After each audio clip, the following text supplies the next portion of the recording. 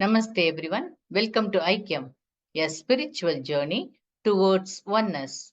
In this video, we will learn chapter 1, each sloka's meaning from sloka number 16.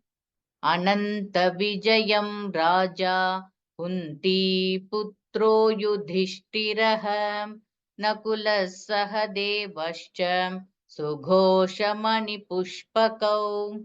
Yudhishthira, the son of Kunti, blow the Ananta Vijaya, and Nakula and Sahadeva blow the conch shell called Sughosha and Manipushpakau.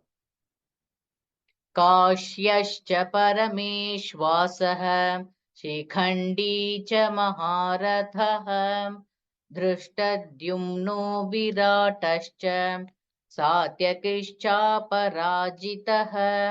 The supreme archer, the king of Kashi, the great warrior Shikhandi, and Drishtadyumna, Virata, and the unbeatable Satyaki all blow their conch shells respectively. द्रुपदो द्रौपदेयाश्च सर्वशः पृथिवीपते सौभद्रश्च महाबाहुः शङ्खान् दद्मुः पृथक् पृथक्. Drupada, the son of Draupadi, together with the mighty armed son of Subhadra, all blow their respective conch shells. सघोषोद्धार्तराष्ट्राणां हृदयान्युव्यधारयत् नभश्च पृथिवीं चैव तुमुलो व्यनुनादयन्. The uproarious sound reverberating through the sky and the earth filled with the hearts of Dhritarashtra's sons with fear. अथौ व्यवस्थितान् दृष्ट्वा धार्तराष्ट्रान् कपिध्वजः प्रवृत्ते शस्त्रसम्पाते धनुरुद्यम्य पाण्डवः. Now Sanjaya is explaining, O king, at that time Arjuna, who carries the banner of Hanuman, looking over the army of Dhritarashtra's son in the battle arrangement, and raised his bow in the preparation as weapons are readied. Hrishikeshan tada vakyam idamaha mahipate Arjuna uvacha सेनयोरुभयोर्मध्ये रथं स्थापयमेच्युत. Now Arjuna is speaking the following words after seeing the army. He called Lord Krishna as Hrishikesha, and he is telling the following words. O infallible one, draw my chariot between the two armies. I want to see each and every person who is in my opposite army. यावदेतान्निरीक्षेऽहं योद्धुकामानवस्थितान् कैर्मया सह योद्धव्यम् अस्मिन् रणसमुद्यमे. I may see those who have assembled here to fight and with whom I must compete in this battle. I want to know each and every person.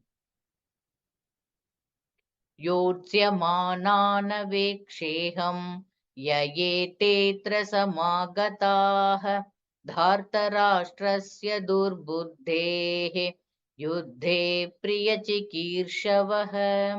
Let me see these who have come here to fight and to please the evil-minded son of Dhritarashtra. Okay, Dhritarashtra's son Duryodhana, who is very forced, who are all forced and come here to battle against me. That's what Arjuna is telling. Sanjaya uvacha eva mukto hrishikeshah gudakeshena bharata senayorubhayor madhye sthapayitva rathottamam. Now Sanjaya is telling, having thus been requested by Arjuna, Lord Krishna pulled the chariot in the midst of both the armies.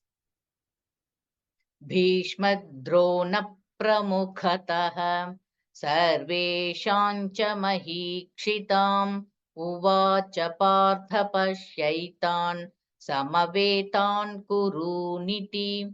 Looking at the presence of Bhishma, Drona, and all other rulers of the world, Lord Krishna said, "Look, Partha, all the Kurus are assembled here." तत्रापश्य स्थितान् पार्थः पितॄनथ पितामहान् आचार्यान् मातुलान् भ्रातॄन् पुत्रान् पौत्रान् सखींस्तथा. There, Arjuna, he could see among both the armies fathers, grandfathers, teacher, maternal uncles, brothers, sons, and grandsons, and friends all are present in the battlefield.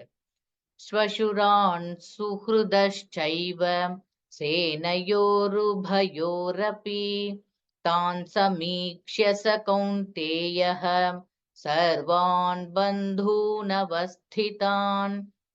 Now, after seeing all the in-laws and the companion, when the son of Kunti Arjuna saw all his kinsmen who are all present and ready to fight in the battle.